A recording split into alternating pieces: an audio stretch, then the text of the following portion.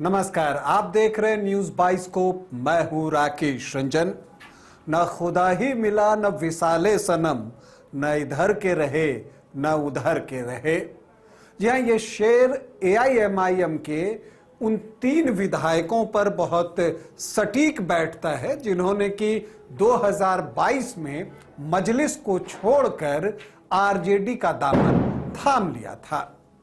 उन्होंने तय किया कि लालटेन जलाएंगे और पतंग जो है उन्होंने छोड़ दी। लेकिन इस बार क्या हुआ, जब 2025 में टिकट बटा तब तो देखिए कुल 4 विधायकों ने 2022 में जो है वो एआईएमआईएम का जो साथ है वो छोड़ दिया था और उसके बाद वो आरजेडी में शामिल हो गए थे।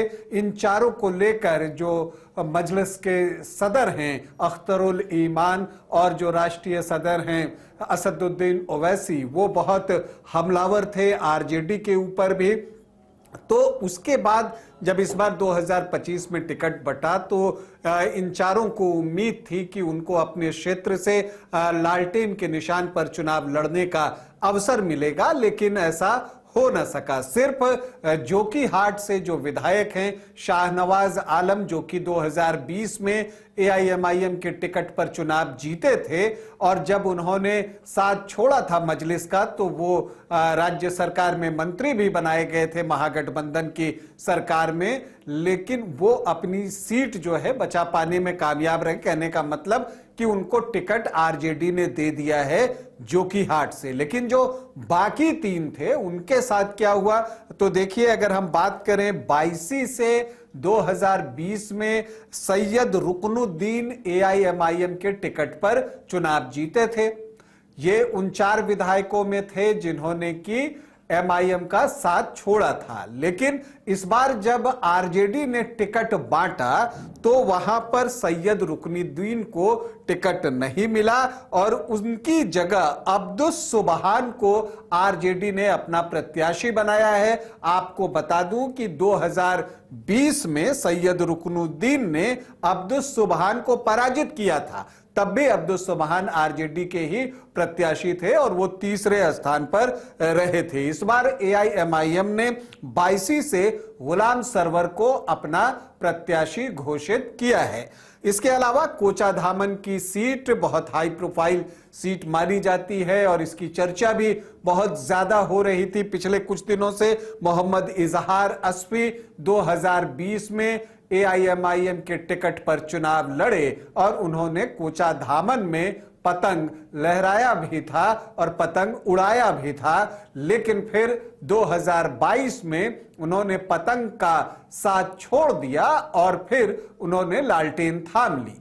लेकिन जब बारी टिकट की आई तो 2025 में उनका टिकट कट गया और यह बात उस वक्त ही लगने लगी थी जब पिछले चुनाव में जेडीयू से चुनाव लड़े मास्टर मुजाहिद जो है वो आरजेडी में शामिल होते हैं। उसी वक्त ये लगने लगा था कि अब इजहार अस्फी के टिकट पर संकट के बादल आ गए हैं। एग्जैक्टली वही हुआ और मास्टर मुजाहिद इस बार आरजेडी के टिकट पर यहां से चुनाव लड़ेंगे। तो एआईएमआईएम ने सरवर आलम को अपना प्रत्याशी बनाया है और वो यहां से पतंग उड़ाने की कोशिश करेंगे। जो तीसरी सीट है वो बहादुरगंज की सीट है। यहां पर मोहम्मद अंजार नईमी 2020 में एआईएमआईएम के टिकट पर चुनाव जीते थे, लेकिन इस बार जब टिकट देने की बारी आई तो आरजेडी ने उन्हें भी टिकट से वंचित कर दिया।